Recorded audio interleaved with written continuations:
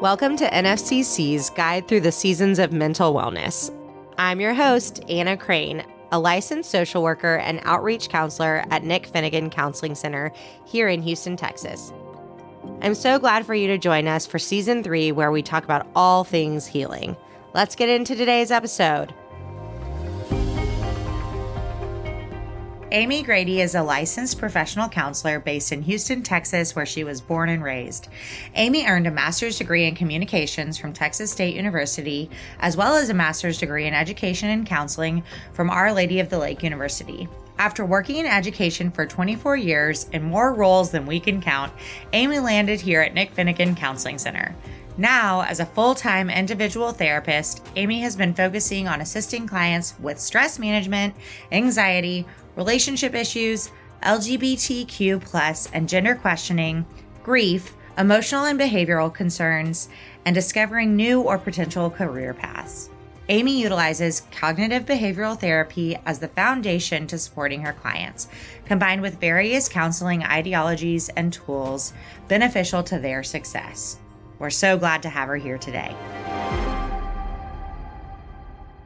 Hi, Amy. We're so excited to have you on our podcast today and talk a little bit about yourself and grief and loss and how it's impacted you both as a person and also just as a clinician, how you manage it as a licensed professional therapist. Thank you. Yeah, I'm excited to talk about this. This is a topic that most people avoid, but it is part of life. Grief is so part of life. And sometimes we don't even recognize when grief is really happening because they think it's only related to death. So I am excited to talk with you about this. Yeah. So why don't you tell us a little bit about you and a little bit of your story and how you have both managed grief in your personal life, but also as a clinician.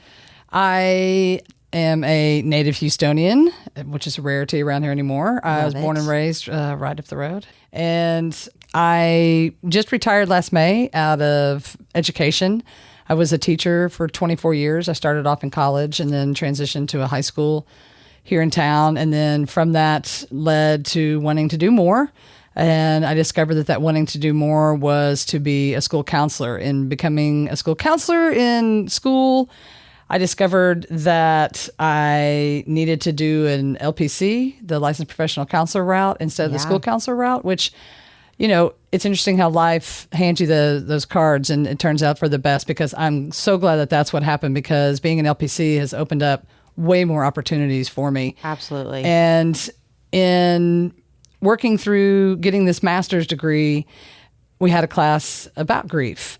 And I discovered that I was one of the few that was very comfortable in talking about grief. Yeah. One, because I had a wonderful mother who totally normalized attending funerals and people's passing as a part of life, as something that is just going to happen. Yeah. And we just need to handle it as best as possible. And that turned into handling the situation of my parents passing away within 4 months of each other. Wow. In 1 year. And that was a lot to handle on my plate.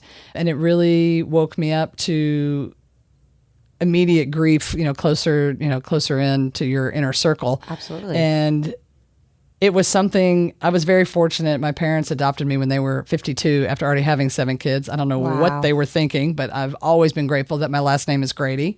And but I always knew that my parents were older and that they, weren't the equivalent age of my peers' friends' parents, And so we can tell ourselves that we're ready for that, but when it actually happens, it's really tough. So in getting this degree and then working in that class about grief, I discovered that maybe this was something that I could include in my counseling work. And then working after I graduated and passed the NCE, hallelujah, that working in a high school for the next 4.5 years, I dealt with, in the community where I was in the northeast part of Houston at a wonderful KIPP high school. Shout out to KNCP. I dealt with a lot of kiddos dealing with grief and death. And was very glad that I had the tools and I had the wherewithal and to speak with them on these things and help them grow and learn how to handle this that's part of life, much like what my mom did for me. So that has led to eventually me being here at this wonderful place of Finnegan Counseling and getting to help clients who are facing grief. And not just grief that's come from death. I've dealt with clients who have had loss in relationships, Yes. loss in work, and all of that is grief. First of all, thank you for sharing so much of your story. And also, like, I think what you're just saying right now is so important. There's things I want to touch on throughout that, but especially the idea of loss in general causes grief. Not, we live in a city that there are horrible natural disasters, right? Like we all had grief and loss from Harvey. I would say, the whole world struggled during COVID. Right. We all suffered a loss of our typical day-to-day routine, and that caused anxiety and depression for people. What would you say are some healthy coping mechanisms that people can lean into when they're healing from grief, and maybe some of those unhealthy ones that pop up for some people, because that is a part of it. It is. And so we have to be able to identify what's a healthy one, what's an unhealthy coping mechanism. And the COVID experience definitely was a great example of loss. And I kept hearing people say, I just want to get back to normal. I want to get back to normal. And I just wanted to shout out, to everybody that you can't go back to March 10th. You can't go back to that normal because of what you've already experienced. Right.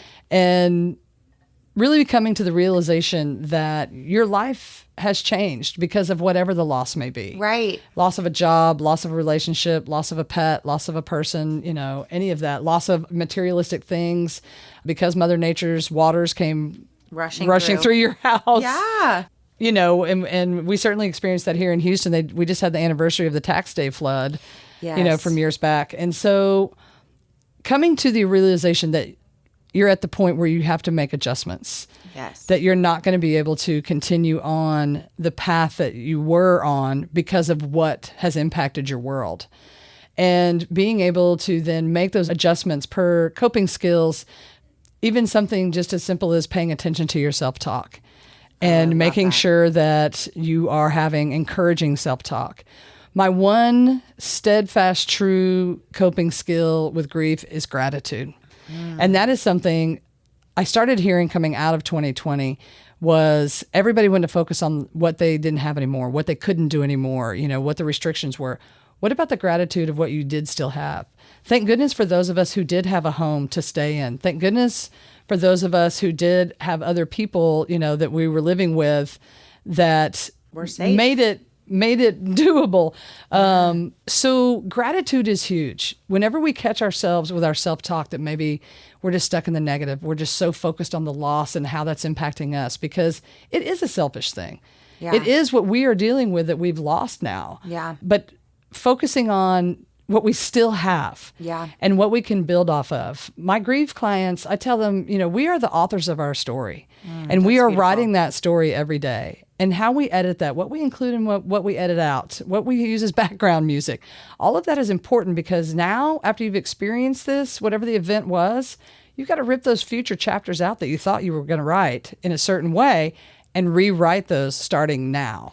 Well, and that's such an important part of this, right? Like, I think so often when we're faced with grief or faced with loss, we start, a big piece of it is that, like, the firsts after the loss, right? Like the first after the grief, the first birthday, the first Christmas, the first, how do you recommend people can move in through to those first and move through them? So back in the day, I tried avoidance. Of like emotions. most people do. I tried avoidance of emotions. I tried avoidance of all of that. If I just don't come home to my sister's house for Christmas, then it didn't really happen. Then it didn't really hurt. Right. If I just avoided all that kind of stuff. And, you can run as fast as you want and you can hide where you think you're really hidden, but all of that is still there. So ever since, I've been a proponent of just taking it face on. Yeah. I encourage all of my clients, be aware of those firsts that are coming up. You manage and you decide how you want to have those play out best for you. Again, sprinkled in with some gratitude. What can I do? What can I still do?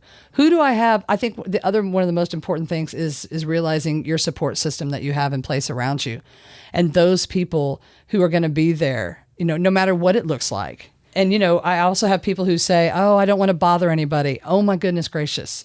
That leads me to the other, pieces that help play in there is that patience and grace for yourself. Yes. We do not give ourselves what we give often to other people in support. We give them the patience, we give them the grace and the time to deal with things. And yet we sometimes don't do that for ourselves. So it is reminding ourselves, patience and grace, lean on that support system. Let them be there for you. Yeah. They don't have to do everything, but they certainly can be there for you, whether it's talking about it or not. But also talking about the loss, that cathartic act is huge. Huge. And honoring the loss, right? Honoring Yes. what was while moving forward. And being, again, there's that gratitude, being appreciative for what you did have in your life. Yes. And taking the positives from that. Yeah. It really is a mixture of all of those coming together to support yourself. But if we don't give ourselves the patience and the grace, and I have had a lot of people say, well, when am I going to get over this? Yeah. People are telling me, oh, it's been a month. You should be past this. Okay, that's the bad stuff, people. Don't let anybody else tell you your timeline or guilt you, into how you should be doing right now. You should listen to yourself. If you're paying attention to your self-talk, if you're giving yourself patience and grace, if you are facing things head on and getting, and dealing with it, identifying those emotions, encouraging with that self-talk, and putting yourself in good places to be able to manage and handle things as they come along, you will feel that growth within yourself. But other people telling you, oh, you should be past that, or why are you still talking about that? Don't let them do that to you. I'm here and I'm telling you, that is no. Yeah, I totally agree with you. And I think it can be really hard to be the support system sometimes. So I'd love to hear, I was thinking as you were talking about how when I was right out of college, I had a really good friend pass away. He was tragically, and he was much closer to my best friend. Mm-hmm. And I remember being about a year out of losing him and being so distraught because I felt like, man, I'm so tired of this being the thing that we talk about as a friend. Mm-hmm. But I know I have to give my friend that grace and that patience. How would you say that as people are healing and they're supporting their people, how would you recommend that they do that and do that well through whatever their loss is? So people who've experienced the loss, a lot of times they'll go through a period of time, they don't want to talk about it anymore. Right. That is, the encouragement is to share either with one person that is going to tell everybody else, like say a family member, or, because a lot of times people will keep themselves from attending parties or whatever. It is a simple sentence of, if they bring it up, thank you for asking. I'm just really not talking about that tonight. And then asking them a question, how's your week been? How's your job? How are your kiddos doing? And redirect the conversation. Yeah. That is us becoming more confident and learning how to manage these situations. Absolutely. Again, the avoidance is no. Do not keep yourself from attending parties or functions or whatever because you don't want to have that conversation. Right. So we can manage that and help other people, along with that. It is also the reframing that these are people who are just trying to, they care. Yes. They care. But if we don't feel like talking about it, it's one simple sentence just to let them know. Those of us who are trying to support someone else, just ask, what can I do for you? Please know that I'm here. It is simple statements. And with technology today, with just texting, we can text that now. I'm thinking about it. And that makes that go so much easier than a face-to-face. And us feeling that maybe we made the other person feel awkward or upset them. Just sending those words of kindness is, I'm always here, just checking in with you. We can talk about anything from A to Z. We don't have to necessarily talk about that. Just letting them know, inviting them to things, encouraging them. I love that. To get up and out and letting them know it's not going to be about that. please no, we're going to go to dinner, or we're going to go to dinner and a show, or we're going to go to a comedian, or we're going to go to a concert, or, I've got these 2 tickets, to whatever. And it's just helping them get up and out. Because a lot of times we just need that. Something mindless.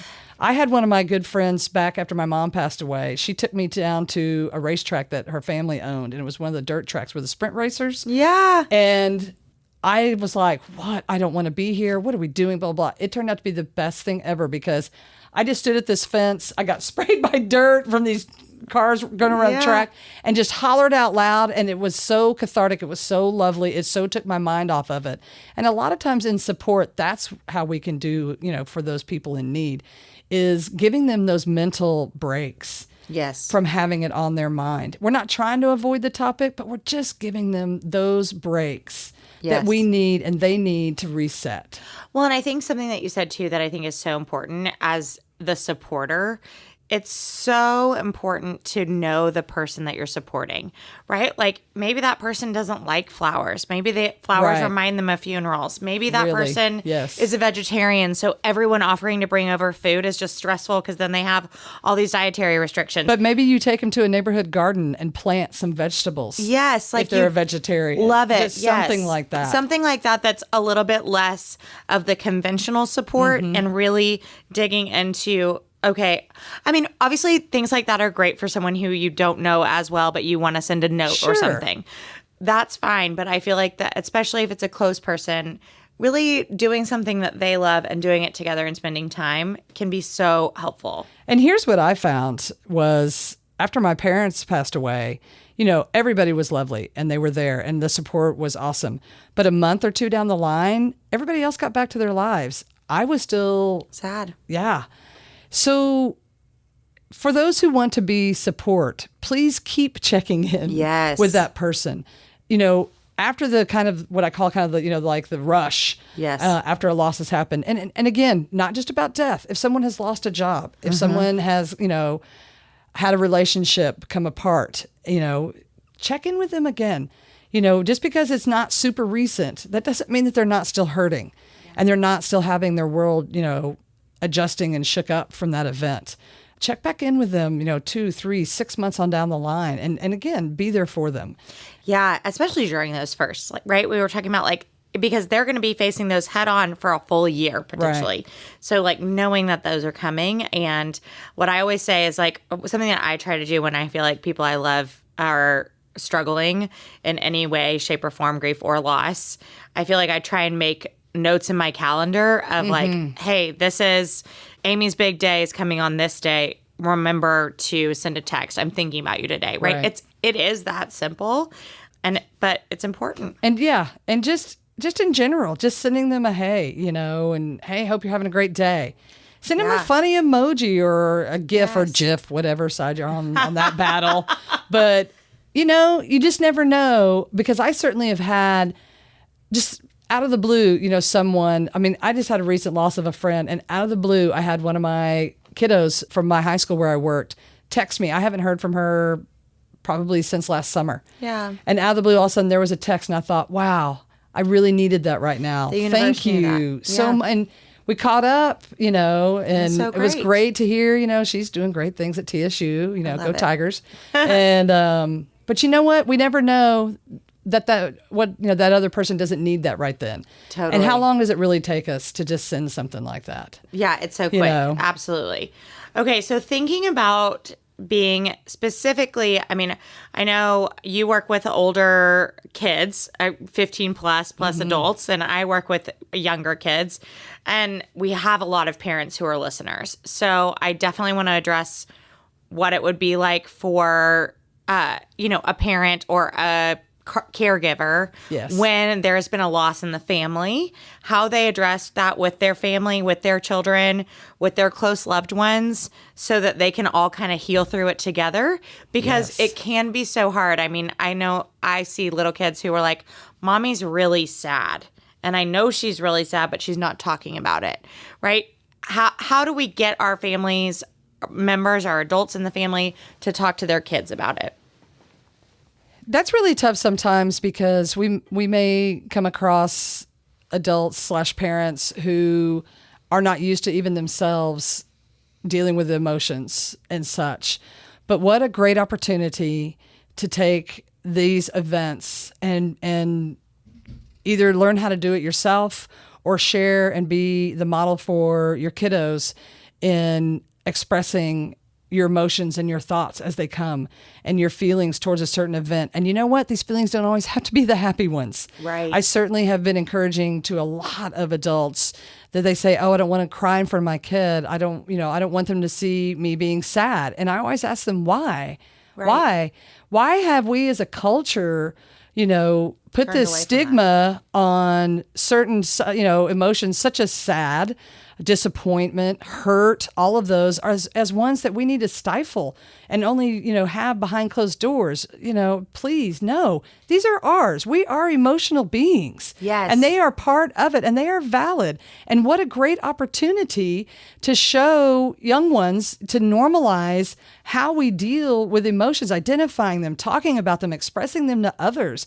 And honoring them and giving them the time and space, but showing them how to not let them become overwhelming. Yes. And have the outlets that we then use, get up and dance, go out and get in the dirt and plant, something in the backyard or the front yard or Cook be that active. person's favorite meal Cook together. a meal. Go out and take a walk and see how many robins, you can count. Or did you hear a woodpecker? Or what are the flowers that are blooming right now? Right. That kind of mindfulness like that. But I really do encourage it, and we learn a lot from ourselves, about ourselves, when we are modeling like that. Yes. And it really does norm these types of events that are going to come along in life. I mean, I don't care what life you're living. Yes.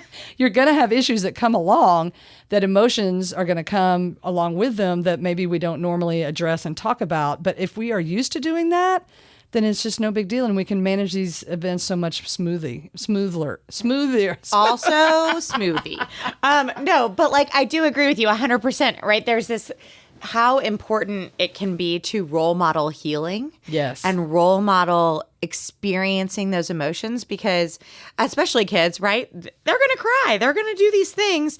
And if we tell them stop crying, right, or we don't cry at this house, right, then they're not going to learn how to find those healthy coping mechanisms moving forward. And it's just such an important part of growth and healing and recovery from a loss.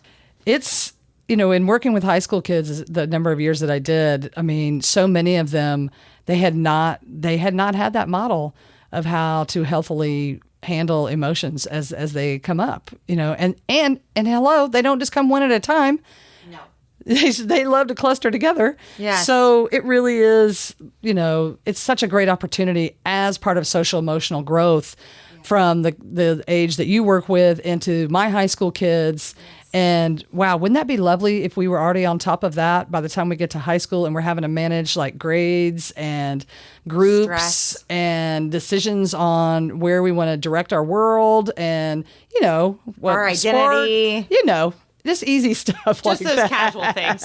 Yeah. But yes, it is, to me, it always makes me curious why we don't have more classes offering, we teach them, economics, we teach them, politics, we teach them all these other things. We teach them about health, but we don't teach the mental health aspect of it. Right. And, it's something that obviously you and I both believe in, both coming from the school coming out community. Of education. Yeah, yes. I think it's so important. And I so appreciate, because I think you talking about grief and talking about what it would be like as a young person to experience grief, also what it's like, as an adult to experience grief, because I think so often we can get, as adults, we get caught up in our brains. We get caught up in what's going on around us, and we don't always think about the little people that are watching us. And so I love that you included togetherness. These are things we can do together. Mm-hmm. And these are the ways that we as a family are going to give ourselves mm-hmm. patience. This is a way as a family we can give ourselves grace. And letting your children, your young ones, I don't care what age, letting them be there for you. How empowering is that for them? Oh my gosh, I know.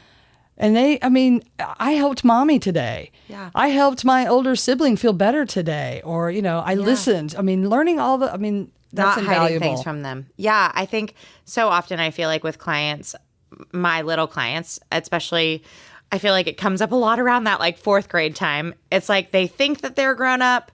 They're so far from being a grown up. Right. But it's like they are noticing things. And how do we make sure as the adults in their lives, they're noticing things and they're watching us process those things. I think that that's so important too. Like you said, not keeping things behind closed doors. So many times especially teaching high school kids, I would ask, how they would handle a certain situation, and 8.5 out of 10 times the answer was because that's how my parents handle it. Right. Because we talk about homelessness. We talk about Spider-Man over there at Memorial and 610. Yeah. And it'd be like, so are you the type that you don't make eye contact, or do you roll down the window and talk to people, blah, blah? And most of the time the answers came because that's how they saw their parents handle it. Absolutely. And I think, we are in a community where, especially at NFCC here, we welcome people in no matter who they are, what they're like. And I feel like we are ready to help you as a client, right? Be that support system. So if you don't know how to navigate it, right, you can come in here and I'm always excited when I hear my clients who are then sharing the knowledge, the things that we've discussed, the tools, the strategies with either, like friends. If I have like some of my college age kids, they share it with some of their friends, or, some of my parents who are, telling their, their significant other, or their kid. I'm like, spread the word. Yeah. Please be that person. This is not just for you to hang on to. This is for everybody. Absolutely. So, man, Amy, I just love talking to you. I feel like we could talk for hours. Agreed. I do want to do our rapid fire 5. No problem. Let's do it. I know this was the thing that made you a little nervous, but it's great. So our first question is, healing is? Healthy. Oh my gosh. So healthy and so important. Number 2, if you could read one book on repeat, what would it be? Now, this is interesting because I don't really have the opportunity to read books that much anymore. The times that I do have to read, I actually read my magazines, such as National Geographic, Texas Parks and Wildlife, Texas Highways. That is really what I love to read anymore, that I have that much time for, which is not that much. But I do listen to books on Audible. I love that a lot, but my reading anymore now is out of the magazines and such, which is important too. I feel like we got to normalize the idea of like not everybody has time to sit down with a book. And I'm an oldie. I still like to hold a magazine in my hand. So, yes, me too. I'm the exact same way. Touch is very big for me, so I like to also feel like Texas Monthly, in the last 2 years changed the type of paper that they use, and I love it. Oh yeah, and it's just so beautifully photographed as well. Yes. See, weird fact about me. Now that y'all know. Doesn't always have to be a book, y'all. Okay, number 3, the best version of self-care for you personally is? The best version of self-care for me is dorking out and sitting in my backyard with my wife, bird watching. We did that yesterday. We had 6 types of new birds come through. Wow. They're migrating. What was the coolest one you saw yesterday? Oh my gosh. Orchard oriole and a eastern wood pewee. That's right here in Houston, Texas, y'all. They are migrating through right now. They're coming back up from South America and Central America. We also had orioles. We had a bunch of, and our regular hummingbird. So, and always getting out and taking a walk. I've had dogs for the last 40 years of my life, so always getting out with the fur babies and such. And then I ride a motorcycle, so that's my other biggie. You're so cool. To get out. Well, I don't know about that, but is getting out on the bike and cranking up the tunes and singing out loud, because there's nothing better than some wind therapy and singing out loud. I couldn't agree more. For me. I couldn't agree more. I'm a windows down, music up kind of a woman. Okay, number 4, what's one thing that you are proud of?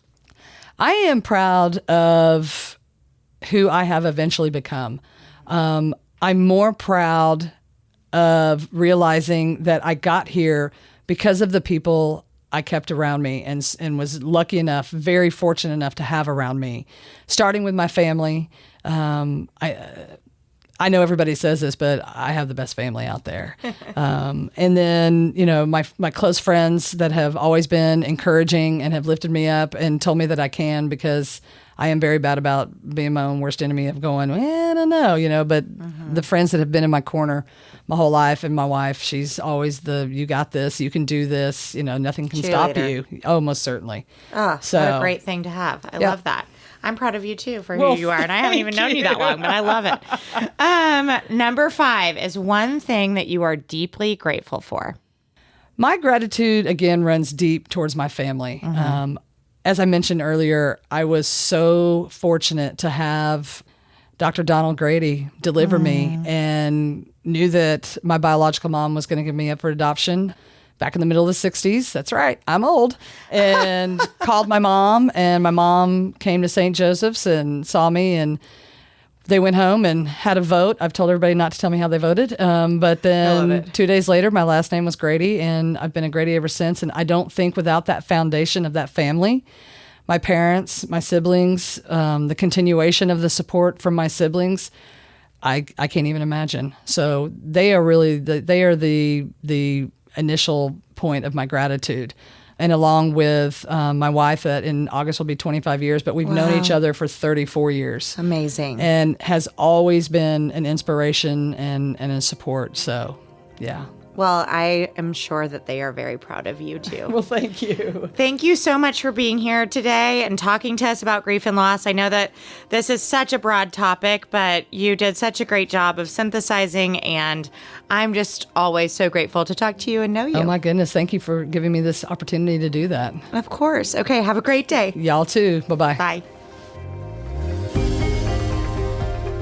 Thanks for listening. If you enjoyed this episode and would like to help us reach more listeners, please share it with someone you know, post about it on social media, and leave a rating or a review. To see what's coming next, follow us on Instagram and Facebook at Nick Finn Counsel, or visit our website at finnegancounseling.org. Before I go, I'd also like to thank the people who made this project possible. My wonderful friends and guest experts who joined me each episode, our production team at 3 Wire Creative, our editor, Giselle Dixon, and the amazing leadership team and supporters at Nick Finnegan Counseling Center in Houston, Texas. Until next time.